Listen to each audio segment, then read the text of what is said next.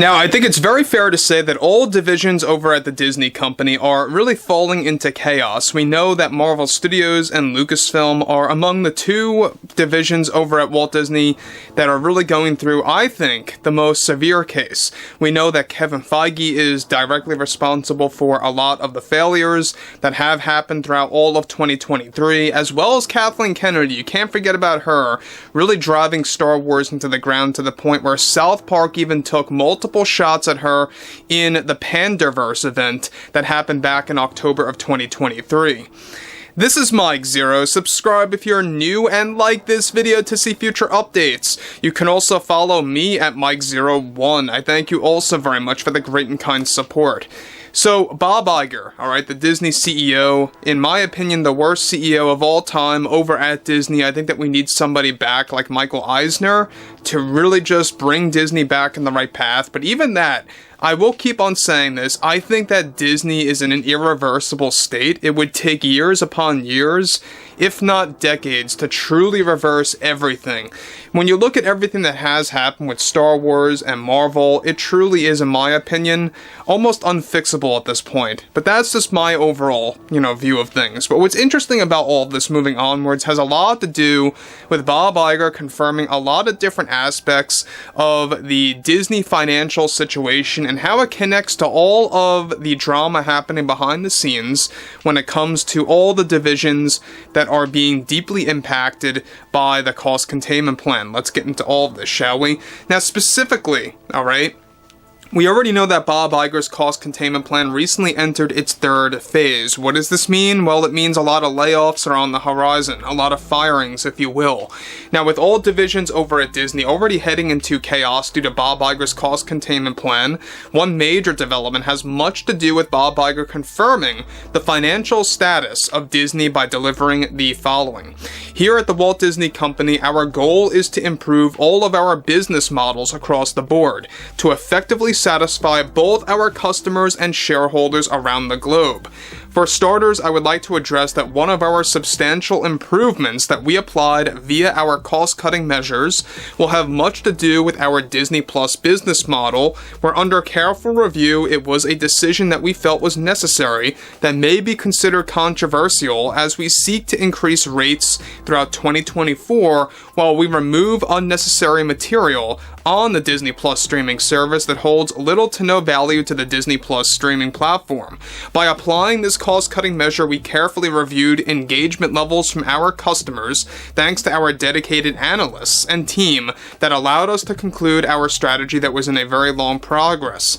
Aside from that, I would also like to address that starting in March, all new and/or projects that are still in production for our live-action and animated film slates and/or formats will be going through a right-sizing phase as well, as we look to reduce spending and costs for sets, the talents that we hire, as well as our pursuit to apply more practical effects to our films, as we aim to make all films associated with Marvel, Star Wars, the animated classics that will be adapted into live-action form as well, and much more, will all be considered small-scale productions after 2024, for at least the next 5 years, to create a pattern to study whether the Walt Disney Company sees an improvement or not.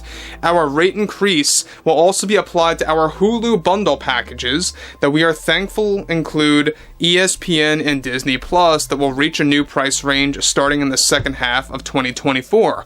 Our goal is to sharply reduce spending so that we can spend less and make less to create a balanced strategy to all of our divisions at the Walt Disney Company.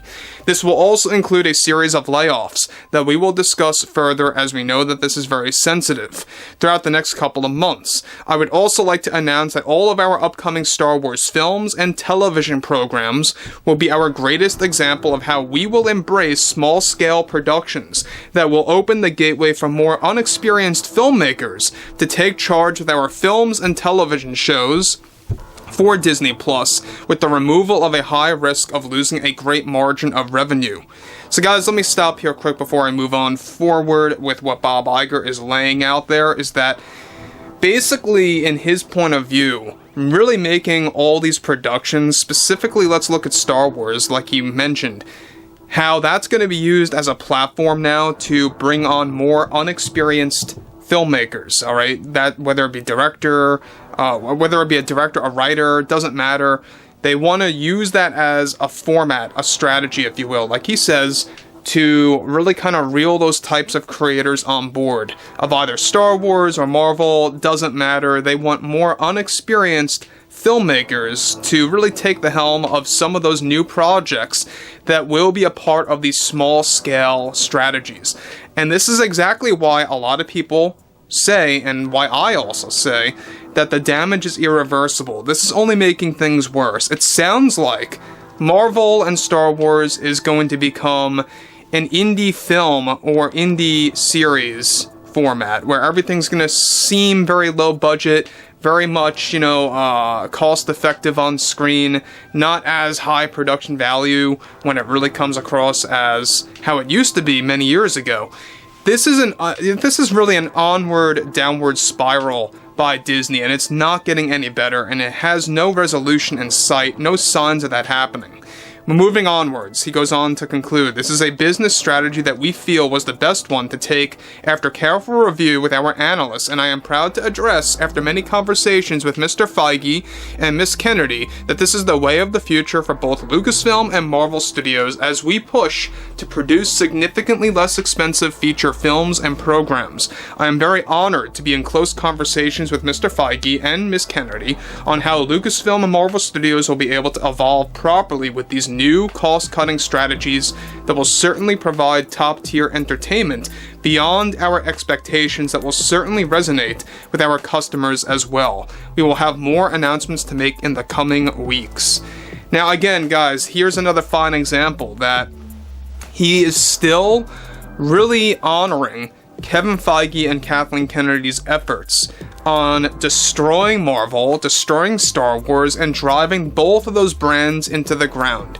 He doesn't seem to have a care in the world about any kind of fan backlash and fan concern about what's been going on with the Marvel slate for 2025, what's been going on with the Acolyte for this year when it comes to Star Wars, the Rey Star Wars movie for 2026. I mean, it just goes on and on. It's nothing more than a vicious cycle. And this is another prime example that Bob Iger does not care at all about any kind of ramifications or consequences. Again, I think that the bigger picture here is BlackRock, Vanguard, and State Street funding Disney, and it doesn't matter because they're funding Disney to the end. They have all of this unlimited cash flow that's going into the Walt Disney Company, and I think that's why Bob Iger and the board seemingly don't have a care about any loss of revenue. They may want to act like they care, but that might be very well a front to kind of make it come across as that. So overall, I think that there's a lot of problems on the horizon for not just 2025, but 2026 is certainly going to hit Disney hard, because that's going to be like the after effect of all the issues happening this year and into next year as well. So if you guys did enjoy the content for today, make sure to drop a thumbs up on this video to support the channel, and I will catch you guys later.